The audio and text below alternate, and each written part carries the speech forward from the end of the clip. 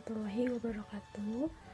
Perkenalkan, nama saya Windy Eka Febrianti, NPM 1953. Saya dari kelas A. Di sini saya akan menjelaskan materi tentang teori perilaku produsen dengan dua faktor. Pertama, saya akan menjelaskan fungsi produksi dengan dua faktor produksi. Nah, dalam analisis ini, dimisalkan hanya ada dua faktor produksi yang dapat diubah-ubah penggunaannya di dalam proses produksi.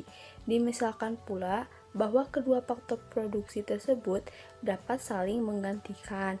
Misalnya, faktor produksi X1 dapat menggantikan faktor produksi X2. Demikian pula sebaliknya, X2 dapat menggantikan X1. Masalah yang dihadapi produsen atau pengusaha dalam kasus ini adalah kombinasi mana dari penggunaan dua faktor produksi itu yang memerlukan biaya terendah untuk menghasilkan suatu jumlah produk tertentu. Menjawab beberapa masalah tersebut dapat dilakukan beberapa konsep. Yang pertama ada isokron atau kurva produk sama. Isokron adalah kurva yang menunjukkan berbagai kemungkinan kombinasi dua input variabel untuk menghasilkan tingkat output tertentu. Contoh dalam tabel tersebut, contoh kemungkinan kombinasi penggunaan input X1 dan X2 untuk menghasilkan 100 unit output Y dan 150 unit output Y dapat dilihat dari tabel tersebut. Dari tabel tersebut dapat digambarkan dua isokron untuk dua output, yaitu untuk 100 unit dan 150 unit. Isokron mempunyai sifat-sifat yang serupa dengan indifferential curves, cembung ke arah origin, menurun dari kiri ke atas ke kanan bawah. Kurva yang terletak lebih kanan atas menunjukkan tingkat output yang lebih tinggi. Dapat dilihat dari gambar tersebut, isokron untuk output 100 dan 150 unit. Nah, isokron juga bisa didapatkan dari fungsi produksi. Misalnya, kita mempunyai fungsi produksi Y sama dengan 2X1 dan tambah 4X2. Nah, dari fungsi ini kita mendapatkan isokron untuk output Y sama dengan 100 unit. Fungsi tersebut menjadi 100 sama dengan 2X1 tambah 4X2, kemudian disesuaikan untuk berbagai tingkat X1 dan X2 sebagai berikut. 2X1 sama dengan 100 dikurangi 4X2 dibagi X1 sama dengan 50 dikurangi 2X2. Dari persamaan ini bisa diperoleh berbagai nilai X1 dan X2 seperti pada tabel berikut. Y sama dengan 100. Untuk X1-nya ada 48, 46, 44, dan seterusnya. Kemudian untuk S2-nya 1, 2, 3, dan seterusnya. Maka pada tabel tersebut dapat digambarkan ke dalam kurva isokronnya. Dengan cara yang sama dapat dibuat isokron untuk Y sama dengan 150 dibagi 200 dan seterusnya. Dan yang kedua ada daya substitusi marginal atau marginal rate of technical substitution. Adalah kemampuan mensubstitusi, itu disebut daya substitusi marginal atau marginal rate of technical substitution. Daya substitusi marginal dari X1 untuk X2 atau MRTS X1 X2 didefinisikan sebagai jumlah penggunaan X2 yang harus dikurangi apabila terdapat penambahan penggunaan 1 unit X1 untuk menghasilkan jumlah produk tertentu. Nah, kemudian ada contoh MRTS X1 X2 dari tabel 5.3 untuk output 150. Bisa dilihat dari tabel tersebut. MRTS X1 X2 dapat dicari juga dari fungsi produksi. Misalnya, dipunyai fungsi produksi Y sama dengan F dalam kurung X1 X2. Maka kita dapat menemukan MRTS X1 X2 sebagai berikut. Y sama dengan F dalam kurung X1 X2. Kemudian AY sama dengan AY per AX1 dikali AX1 ditambah AY per AX2. AX2 sama dengan 0. Kemudian dibagi AY per AX1 dikali AX1 sama dengan min AY per AX2 dikali AX2.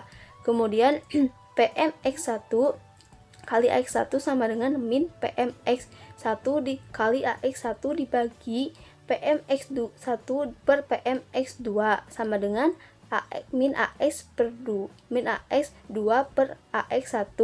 Nah, jadi MRTS X1 X2 sama dengan min AX2 per AX1 atau delta X2 per delta X1 atau PMX1 per PMX2.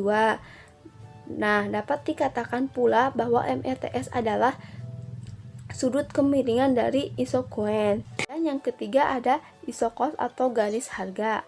Garis harga adalah garis yang menunjukkan berbagai kemungkinan kombinasi dua macam faktor produksi, misalnya X1 dan X2, yang dapat diperoleh dari sejumlah modal tertentu, misal M.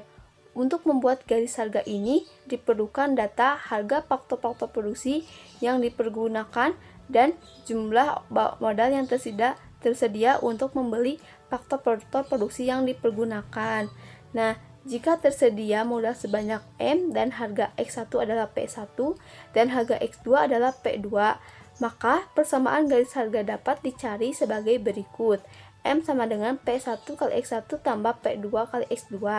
Nah, P2 X2 sama dengan M kurangi P1 kali X1 dibagi X2 sama dengan MP2 kurangi P1 P2 X1 adalah persamaan garis harga. Nah, dapat dilihat dari gambar 5.5 garis harga. Nah, gambar tersebut adalah kombinasi dua input dengan biaya terendah atau least cost combination, adalah menentukan kombinasi input mana yang memerlukan biaya terendah apabila jumlah produksi yang ingin dihasilkan telah ditentukan. Untuk menentukan kombinasi dua input dengan biaya terendah diperlukan dua syarat. Yang pertama, isokos untuk tingkat output yang dikehendaki dan daya substitusi marginal antara kedua input harus diketahui atau syarat keharusan. Kemudian yang kedua, daya substitusi marginal dari X1 untuk X2 MRT X1 X2 harus sama dengan rasio harga X1 dan harga X2. Syarat kecukupan atau MRT X1 X2 sama dengan PL per P1 per P2 atau PMX1 per PMX2 sama dengan P1 per P2 atau PMX1 per P1 sama dengan PMX2 per P2. Dalil less contact combination ini ternyata berhubungan erat dengan dalil produksi optimum atau dalil keuntungan. Hubungannya adalah sebagai berikut. Less count combination delta X2 per delta X1 sama dengan P1 per P2. Bila sisi kiri persamaan dikalikan dengan delta Y per delta Y, persamaan tersebut tidak mengalami perubahan nilai. Kemudian ada persoalan less count combination dapat pula diselesaikan dengan menggunakan grafik.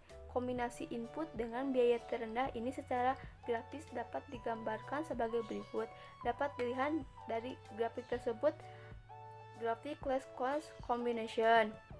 Nah, titik singgung P antara isokos dan isokoen merupakan titik kombinasi optimum karena pada titik itu terpenuhi syarat kecukupan, yaitu di mana daya substitusi marginal dan X1 untuk X2 sama dengan perbandingan harga-harga X1 dan X2.